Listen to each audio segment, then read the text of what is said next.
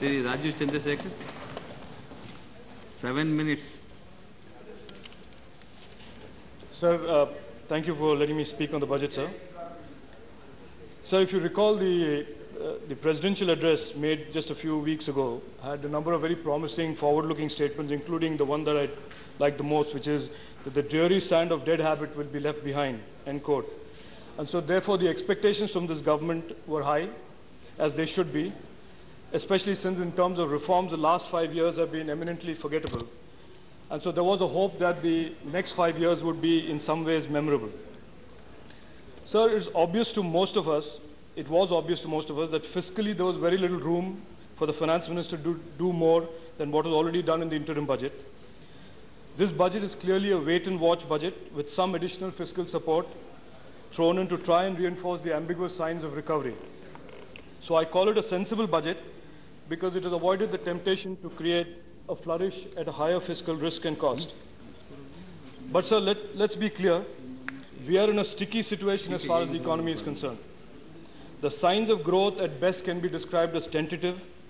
There are some attempts in some quarters to spin the precarious fiscal situation as not serious, since, and I quote, even the US is operating a $1 trillion deficit, end quote. But with the greatest respect to the spin masters, the US and the Western economies are very different capacities to rebound and are architected very, very differently from ours. This argument is about as credible as saying that just because a few companies can borrow large amounts of money, all companies can borrow the same. So, it is important to understand that our growth over the last few years has been on the back of sustained investment flows, both equity and credit, and a surging services export sector, which both of them resulted in a downstream consumption economy that created a further spiking of growth. Over the last several months, and looking forward from the last several months, it is safe to make some specific assumptions. Given the global credit crisis, foreign investment flows have moderated.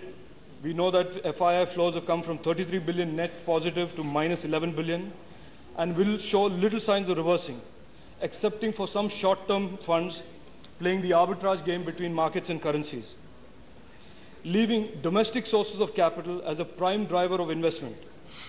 Even assuming that liquidity in the Indian equity and credit markets remains high, the problem is that with the increasing fiscal deficit and increasing borrowing needs of the government and government-linked entities, the odds of the private sector being crowded out of the 5 lakh crore market by the government's own borrowing of 4,60,000 crores is very high. Simply put, the capacity of the domestic markets to finance the ambitious investment requirements of our economy are limited, and if foreign investment flows don't materialize and in significant numbers, the investment side of the equation of our economy is bound to falter.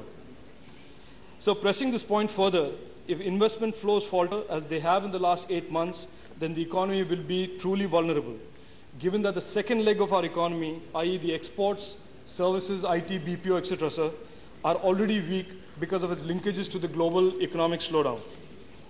It follows from this, sir, that the derived consumption economy is also showing signs of sputtering, as is obvious from the results of the retail companies and the retail sector in general. This sputtering so far has been gradual and not been sharp, which could either mean that things are not as bad or things are going to get worse. So given this background, I can understand the challenges for economic strategy and policy making for the finance minister and the partly self-made predicament the government finds itself in. A, it has a significant social spending program which it has to finance. B, the economy has a significant investment program that it needs to kickstart and pump prime. And both these objectives are competing for capital, increasingly limited to only domestic banking and capital markets.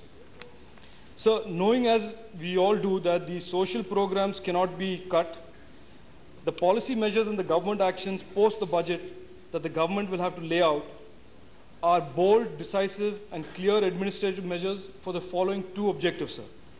One is clearly, sir, accelerate external capital flows and other sources of capital into the investment programs of the private and public sector in addition to what already exists, including deepening the domestic debt markets. And the second one, sir, is to reform the government's own finances primarily by focusing on efficiency of spending to ensure that the government spending requirements don't increase from where we are already and cause more financing pressures. This budget should have been more explicit about this. This time around, the larger financial and economic strategies are more important than ever before. So to come back to the budget, sir, this is a high-risk year for all of us. We are poised on a razor edge fiscally. There are question marks on the monsoon. The so-called green shoots are proving to be patchy and imaginary and need to be more even and credible. This is the year that will take the green shoots either into a path of full economic revival or not. It is precisely for this that a directional signal for the next 5 years was critical in the budget. The budget doesn't do that, but to be fair, the finance minister has promised that the government and the various ministries and the ministers will roll this out over time. I hope this is done as pieces of a coherent picture, because the current efforts of a 100-day agenda of different ministries is anything but coherent. So there has been much talk for the past 3 years about a so-called inclusive growth architecture to drive our growth. The thing about using phrases like this is that they need descriptions and articulation. Every time I hear someone in the government say that phrase, I look for some idea on what that means. Apart from profligate spending in a notoriously leaky pipeline, there is not one thing that I can see that has been called architectural. In my mind, sir, inclusive architecture is not a phrase to be used for speeches. It should provide answers to specific questions like, how does the subsidy get delivered without leakages? What will be the targeted outcome of these subsidies every year for the next 5 years? What is the definition of poverty? Who qualifies to be poor and therefore the recipient of poverty alleviation programs? How can we ensure that the government is more responsive and accountable? How can we ensure that the public and government policy is for the good of all people and not for one lobby, one brother or the other? How can we ensure that PPPs don't give disproportionate returns to only the private sector and public assets like spectrum, oil gas blocks, iron ore mines are not given to private parties at less than market terms? What is the realistic roadmap to fiscal consolidation? What is a broad roadmap for growth? I'll just answer. Can we use better economic forecasting and monitoring techniques and indices so that we are not caught napping again like last year? I can suggest various kinds of reforms and public policy measures, but there's no need, because the economic survey is a good document for the government to implement. And I would be very satisfied if the government just implemented the economic survey, sir. So let me end by one very important point in the budget, which none of my colleagues in Rajya Sabha have mentioned, which is that I take serious exception to the way the government has handled the issue of the one rank, one pension, demand of the veterans and the retirees of the armed forces. By not giving the officers the benefits and giving them only to persons below officer ranks, we are creating divisions in the structure of the armed forces and creating haves and have-nots.